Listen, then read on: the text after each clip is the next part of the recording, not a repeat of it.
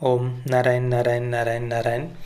Is love enough sir 2018 में Cannes film festival में इसे रिलीज़ किया गया था और भारत में 13 नवंबर 2020 को यानी करीब 2 महीने पहले ये फिल्म थिएटर में रिलीज़ हुई थी। पर तब मैं इसे देख नहीं पाया था, बहुत ही लिमिटेड स्क्रीन्स पर तभी इसे रिलीज़ किया गया था और अभी जाकर करीब 10-15 दिन पहले इसे नेटफ्लिक्स पर रिलीज़ किया गया है। इस फिल्म की राइटर, डायरेक्टर और को प्रोड्यूसर है रोहिना गेरा। फिल्म में मुख्य भूमिका में है तिलोत्तमा शोम और विवेक गोम्बर। फिल्म कुल मिलाकर 1 घंटे और 40 मिनट की है। अब देखिए, अभी कुछ ही दिन पहले मैंने तमिल एंथोलॉजी फिल्म सीरीज पावा कड़ाईगल का रिव्यू किया था। उसका जो दूसरा एपिसोड था ना, उसका नाम था लेट देम लव, उन्हें प्यार करने दो। अब ये जो इन दोनों फिल्मों के टाइटल है, ये दोनों ही एक दूसरे से बिल्कुल ही अपोजिट लगते हैं। Is love enough sir, let them love. तो इन दोनों ही फिल्मों को देखकर एक बार फिर से हमें ये बात प्रखरता से देखने को मिलती है कि ये जो फिल्म इंडस्ट्री है, ये किस प्रकार से समाज के दो अलग अलग जो बैकग्राउंड है या समाज के जो दो अलग अलग वर्ग हैं उन्हें कैसे स्टेरियोटाइप करती है, खास तौर पर रूरल इंडिया को। और उसमें भी जो लोग इस देश की संस्कृति से और इस देश की जड़ों से जुड़े हुए हैं, उनको किस प्रकार से फिल्मों में स्टेरियोटाइप किया जाता है। अब इस बारे में हम बाद में चर्चा करते हैं आगे रिव्यू में। सबसे पहले इस फिल्म की कहानी के बारे में हम संक्षेप में बात करते हैं। फिल्म में 2 मुख्य पात्र हैं, रत्ना और अश्विन। इसमें से जो अश्विन है वो कुछ समय पहले अमेरिका में रह रहा था, वहाँ पर एक वेस्टर्न लाइफस्टाइल वो जी रहा था, पर किसी कारण से उसे भारत में वापस आना पड़ता है और अभी वापस आने के बाद में वो अपना पारिवारिक जो कंस्ट्रक्शन का बिजनेस है उसे संभाल रहा है। अभी हाल ही में उसकी शादी टूटी है सबीना नाम की एक लड़की के साथ में, जिस कारण से वो बहुत दुखी है। अश्विन एक बहुत ही लग्जरियस, बहुत ही आलीशान ऐसे घर में रहता है और इस घर में उसकी जो मेड है उसका नाम है रत्ना। रत्ना एक बहुत ही छोटे से गांव में आती है, मराठी परिवार से आती है और उसका बचपन में ही विवाह कर दिया गया था रत्ना का। पर पति को कुछ बहुत ही गंभीर बीमारी थी, इसलिए कुछ ही महीनों में उसके पति की मृत्यु हो गई थी। तब से वो विधवा ही है और गांव में उस पर बहुत अत्याचार होता था, उसे खुलकर जीने नहीं दिया जाता था, ऐसे बताया गया है। अब इसके बाद में जब रत्ना शहर में आती है तो जो सबीना, जिसके साथ में अश्विन का विवाह होने वाला था, तो सबीना के कारण उसे खुलकर जीने की सीख मिलती है। सबीना उसे खुलकर कैसे जिया जाता है, खुलकर जीने के लिए प्रोत्साहित करती है रत्ना को। अब इसके बाद जब शादी टूट जाती है तो फिर से जो अश्विन है वो रत्ना को फिर से अपना घर संभालने के लिए बुलाता है। तो रत्ना अभी अकेले अश्विन के साथ में उस घर में रहती है। घर का खाना पीना संभालना, घर की पूरी देख रेख, सब कुछ पूरी की पूरी जिम्मेदारी रत्ना की है। तो ऐसे समाज के दो बिल्कुल ही अलग अलग वर्गों से आने वाले ये 2 लोग एक साथ में एक घर में अभी रह रहे हैं और इसके बाद में वे दोनों किस प्रकार से एक दूसरे के प्रति आकर्षित होते हैं, उन दोनों के बीच में कैसे दोनों एक दूसरे से प्रेम करने लगते हैं, यही इस फिल्म की कहानी है। फिल्म में रत्ना और अश्विन इन दोनों को ही एक दूसरे का सम्मान करते हुए दिखाया है। दोनों ही बस जितनी आवश्यकता हो उतनी ही एक दूसरे के साथ में बात करते हैं और जो रत्ना है उसे बहुत ही स्वाभिमानी दिखाया है। वो कभी 1 रुपए की भी चीज़ इधर से उधर नहीं करती है, जितना अपना काम से काम हो उतना ही मतलब रखती है। इसके अलावा जो अश्विन है वो भी रत्ना को जितनी हो सके हेल्प करने की, मदद करने की उसे वो कोशिश करता है। जब उसे पता चलता है कि रत्ना अपने इस घर के मेड के काम को छोड़कर उसका अलग भी एक सपना है फैशन डिज़ाइनर बनने का, जिस कारण से वो कुछ सिलाई जो काम होता है सिलाई मशीन का, वो सीखने के लिए भी एक क्लास के लिए जाती है। तो इन सारे कामों में अश्विन उसका पूर्ण रूप से सहयोग करता है। जहाँ तक बात है फिल्म की कहानी और कैरेक्टर डेवलपमेंट की, तो ये फिल्म कहीं पर भी हमें यानी दर्शकों को अपने से अलग नहीं होने देती है। खासतौर पर तिलोत्तमा शोम का जो परफॉर्मेंस है वो इस फिल्म का सबसे बड़ा प्लस पॉइंट है। जैसे कि जब हम कोई बात बोलते समय झिझकते हैं, थोड़ा सा लज्जित हम महसूस करते हैं, तो वो जो एक्सप्रेशंस होते हैं वो हम तिलोत्तमा शोम के चेहरे पर स्पष्टता से देख सकते हैं। या फिर अपनी छोटी बहन के भविष्य को लेकर जो वो चिंतित रहती है, उसको पढ़ाने के लिए वो जो प्रयास करती है, ये सारी बातें, वो जो उसके अंदर की जो पीड़ा है, एक बीट भी उन्होंने फिल्म में कहीं पर भी मिस नहीं किया है। पर अगर हम बात करें सामाजिक चित्रण की, तो वहाँ पर हम स्पष्ट रूप से देख सकते हैं कि फिल्म में 2 समाज के अलग अलग वर्गों को किस प्रकार से दिखाया गया है। खास तौर पर जो रूरल इंडिया है उसे कैसे स्टेरियोटाइप किया गया है। जैसे कि जो रत्ना का कैरेक्टर है, फिल्म में ये बताया गया कि उस पर गांव में कैसे अत्याचार होता था। इस बात को फिल्म में कई बार मेंशन किया गया है और फिर शहर में आने के बाद में उसे खुलकर जीने का मौका मिलता है। या गांव में कैसे महिलाओं पर, लड़कियों पर अत्याचार होते हैं, उन्हें पढ़ने नहीं दिया जाता, वगैरह वगैरह, ये बातें फिल्म में कई बार फिल्म में मेंशन की गई है। पर दूसरी तरफ जो मॉडर्न लाइफस्टाइल है, जो हाई सोसाइटी कल्चर है, जो वेस्टर्न लाइफस्टाइल है, उसे बहुत ही ज़्यादा प्रोग्रेसिव फिल्म में दिखाया गया है। इवन एक सिंगल निगेटिव कैरेक्टर भी वहाँ से, यानी हाई सोसाइटी कल्चर जीने वाला एक सिंगल निगेटिव कैरेक्टर भी फिल्म में हमें नहीं दिखाया गया। बस एक सीन में एक फीमेल कैरेक्टर रत्ना का थोड़ा सा अपमान करता है, बस पर उस फीमेल कैरेक्टर को भी फिल्म के एंडिंग में अच्छा दिखा दिया गया है। मतलब एक सीन में वो थोड़ा सा उसका अपमान ज़रूर करता है, पर फिल्म के एंडिंग में उसी फीमेल कैरेक्टर को जो रत्ना का अपमान कर रहा था उसे ही फिल्म के एंडिंग में अच्छा भी दिखा दिया गया है। वाह मतलब एक निगेटिव कैरेक्टर भी उनको फिल्म में नहीं मिला जो थोड़ा अपमान करता हो या बहुत ही अंदर से बुरा हो। पर इसके दूसरी तरफ आप देखिए, जब भी बॉलीवुड की फिल्मों में या किसी भी फिल्म इंडस्ट्री में ज़्यादातर जो गांव का माहौल होता है, जो गांव के लोग होते हैं, खास तौर पर इस देश की संस्कृति और इस देश की जड़ों से जुड़े हुए जो लोग होते हैं, उनको बिल्कुल दरिंदों की तरह दिखाया जाता है। उनके अंदर जैसे कोई मानवता ही नहीं होती, कोई हृदय ही नहीं होता। वो बस बच्चियों को पटक पटक कर मार रहे हैं, बच्चियों का जीवन बर्बाद कर रहे हैं, उनको जीने का कोई अधिकार नहीं दे रहे। वो अपनी ही घर की बेटियों के गले काट रहे हैं, अपनी घर की बेटियों को मार रहे हैं, और मारने के बाद में जाकर वो ध्यान भजन करने लग जाते हैं, पूजा पाठ करने लग जाते हैं। इवन बलात्कार करने के बाद में भी वो जाकर ध्यान भजन करते हैं, पूजा पाठ करते हैं, टीवी पर रामायण देखते हैं, श्री कृष्ण देखते हैं। वेलकम होम का आप अभी देख लीजिए, वो रामायण श्री कृष्ण देखता है, फिर बलात्कार करता है जाकर अलग अलग महिलाओं का, फिर आकर वो ध्यान भजन करने लग जाता है, मौन व्रत रखने लग जाता है, श्रीमद् भगवद गीता के पाठ करने लग जाता है। या पावा का डेगल को आप देख लीजिए, एक बहुत ही धार्मिक राजनेता का कैरेक्टर दिखाया है जो अपनी ही घर की बेटी की हत्या कर देता है, और भी कई सारी महिलाओं की वो हत्या कर देता है, पर जैसे उसको अंदर से कुछ फर्क ही नहीं पड़ता। दूसरे ही सीन में वो पूजा पाठ करने वाला उसे करते हुए दिखाया गया है। मतलब बिल्कुल दरिंदे, हत्यारे, बलात्कारी ऐसे लोग रूरल इंडिया में रहते हैं। ये हर बार से ही ये फिल्म इंडस्ट्री स्टेरियोटाइप करते आई है इस प्रकार से।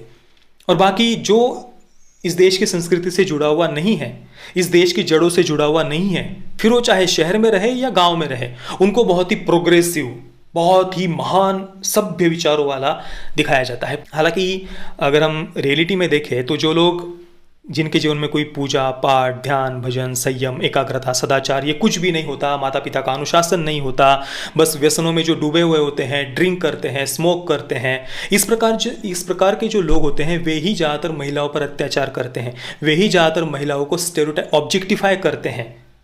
आप देख लीजिए पब वगैरह में जो modern, so called modern lifestyle जीते हैं, वहाँ पर किस प्रकार से कैसे कैसे कमेंट्स पास किए जाते हैं या किस प्रकार की वो लाइफस्टाइल होती है।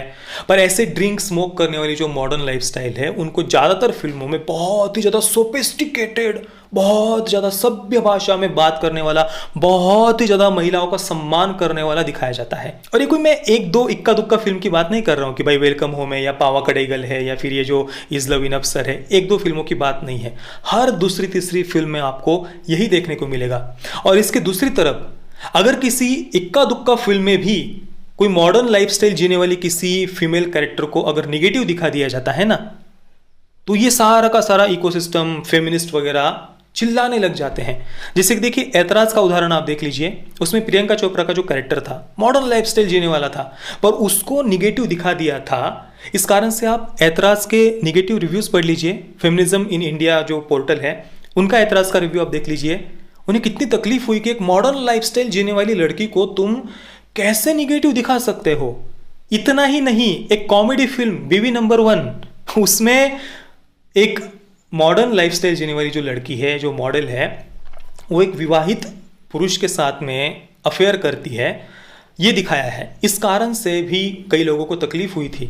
तो अगर आप थोड़ा सा भी मॉडर्न लाइफस्टाइल जो है या जो वेस्टर्न लाइफस्टाइल है उसको थोड़ा सा भी किसी फिल्म में गलत दिखाते हैं ना, तो इनको तुरंत तकलीफ हो जाती है। पर हर दूसरी फिल्म में जो रूरल इंडिया है, जहाँ पर बहुत ही मासूम लोग रहते हैं, उनको ये हर दूसरी फिल्म में हत्यारे, बलात्कारी, बच्चियों को पटक पटक कर मारने वाले दिखाते हैं। पर भाई जो रूरल इंडिया है वो कहाँ से उनके पास तो कोई ऐसा इकोसिस्टम है नहीं कि वो अपना कोई आक्रोश दिखाए, अपने अंदर की कोई पीड़ा बताए। तो देखते रहते हैं कि भाई दशकों से यही चलते आ रहा है। जो पूजा पाठ करता है, ध्यान भजन करता है, जप करता है या इस देश की जड़ों से जुड़ा हुआ है, वो तो बलात्कारी ही होता है, हत्यारा ही होता है। वो तो बच्चियों को पटक पटक के ही मारता है, उनके अंदर तो कोई हृदय होता ही नहीं है। इवन अभी पिछले ही वर्ष आई हुई गुजराती फिल्म आप देख लीजिए, हेल्लारो, उसमें भी इसी प्रकार से जो गरबा खेल रहे हैं वो पुरुष, उनको वैवाहिक बलात्कार करते हुए दिखाया है, महिलाओं पर बहुत ज़्यादा अत्याचार करते हुए दिखाया है, उनकी हत्या करते हुए दिखाया है। और एक शहर से आने वाला व्यक्ति, जो मॉडर्न लाइफस्टाइल या जो शहर से आ रहा है वो व्यक्ति, उसे बहुत प्रोग्रेसिव थॉट्स वाला दिखाया है। और ये कहा गया कि भाई ये रियल स्टोरी पर आधारित है, हालांकि रियल स्टोरी कुछ और ही होती है, और उसको तोड़ मरोड़ कर ये किस प्रकार से उसमें ये अपना प्रोपेगेंडा घुसा देते हैं कब, ये पता भी नहीं चलता। जैसे कि इसका सबसे बढ़िया उदाहरण है वेलकम होम। उसमें कुछ एक परिवार है जहाँ पर कुछ बलात्कार जैसे जघन्य अपराध हुए थे, तो उस घटना को लेकर उन्होंने ये दिखा दिया है कि उस घर के लोग जो बलात्कारी थे वो श्रीमद् भगवद गीता का पाठ करते हैं, गौ माता का सम्मान करते हैं, वो रोज रात को माँ की सेवा करता है, वो बलात्कार करने वाला कैरेक्टर टीवी पर रामायण श्री कृष्णा वगैरह देखता है, बार बार पूजा करता है, मौन व्रत रखता है। ये मतलब रियल स्टोरी कहकर किस प्रकार से ब्रेन वॉश करते हैं समाज को, ये मतलब बार बार देखकर सच में आश्चर्य होता है कि भाई ये सब करने के बाद में ये लोग कैसे शांति से सो पाते हैं। इनको इसमें कुछ भी गलत नहीं लगता कि हम बार बार क्या दिखाए जा रहे हैं फिल्मों में। बाकी स्पेसिफिक में अगर इज लव इनफ सर इस फिल्म की मैं स्पेसिफिक बात करूं तो ये बहुत अच्छी बात है कि समाज के दो अलग अलग वर्गों से आने वाले लोगों की इसमें प्रेम कहानी दिखाई है। पर इसमें यह भी दिखाया जा सकता था कि भाई जो मॉडर्न जो हाई सोसाइटी कल्चर है वहाँ पर मेड्स पर, जो घर में काम करती हैं उन महिलाओं पर कैसे अत्याचार होता है, या फिर उनको भी किन किन प्रॉब्लम्स को फेस करना पड़ता है, या उसका ही जो अश्विन का कोई फ्रेंड है वो कोई ऐसे गंदे कमेंट्स पास कर रहा है, या उनकी किसी छोटी सोच है इस हाई सोसाइटी कल्चर की, ये छोटी सोच भी उसमें दिखाई जा सकती थी। पर नहीं, अश्विन के एक फ्रेंड को इस फिल्म में ये कहते हुए दिखाया है कि भाई क्यों उस मेड का जीवन तुम बर्बाद कर रहे हो। अश्विन का फ्रेंड अश्विन को कहता है कि भाई क्यों तुम उस मेड के पीछे पड़े हो, छोड़ दो बेचारी को, वो कैसे हमारी इस लाइफस्टाइल में एडजस्ट कर पाएगी, वो कैसे तुम्हारे साथ एडजस्ट कर पाएगी, उसका परिवार तुम्हारे साथ कैसे एडजस्ट कर पाएगा, छोड़ दो बेचारी को, तुम मत उसका जीवन बर्बाद करो। ऐसे बहुत ही सोफिस्टिकेटेड, बहुत ही मृदुभाषी, बहुत ही सौम्य भाषा में बात करते हुए वो ये सारी बातें सिखाता है। मतलब ये उसके एक पर्सनल ओपिनियन की तरह, अश्विन के फ्रेंड के ओपिनियन की तरह उसे दिखाया है, उसको कोई निगेटिव नहीं दिखाया। इसकी जगह आप थोड़ा सा वो पावा कड़ीगल की याद करिए, जो वो राजनेता का कैरेक्टर था, कि वहाँ पर ऐसा कोई सीन डाल सकते थे कि भाई कोई गांव का कैरेक्टर आकर वो जो बेटी है जो उसके ड्राइवर से प्रेम करती है उस राजनेता के, तो उस बेटी को कोई आकर कहता कि भाई छोड़ दो उसको, वो ड्राइवर कैसे तुम्हारे पिता के साथ में इस लाइफस्टाइल में एडजस्ट करेगा, कैसे एडजस्ट करेगा, ये ऐसा नहीं हो सकता, छोड़ दो उस ड्राइवर को तुम। क्या ये सीन भी डाल सकते थे वो उस पावा कड़ीगल के फिल्म में? नहीं, इमेजिन भी नहीं कर सकते हम ऐसा कुछ। मैं कुल मिलाकर बस यही कहना चाहता हूँ कि भाई ये स्टेरियोटाइप करना बंद करो यार, कितना आखिर।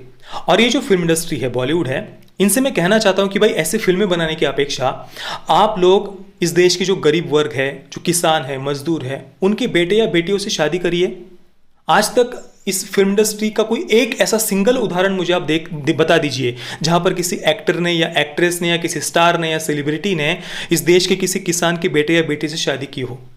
जब इनको खुद को शादी करनी होती है तो ये अपने पूरे भविष्य की चिंता करते हुए, अपना पूरा भविष्य को सिक्योर करते हुए, फ्यूचर को सिक्योर करते हुए, बड़े बड़े एग्रीमेंट्स को साइन करने के बाद में ये शादियां करते हैं। भाई आप लोग खुद किसी गरीब किसान के बेटे या बेटी से शादी करके दिखा दो, समाज के सामने कोई एक अच्छा उदाहरण आप प्रस्तुत करो।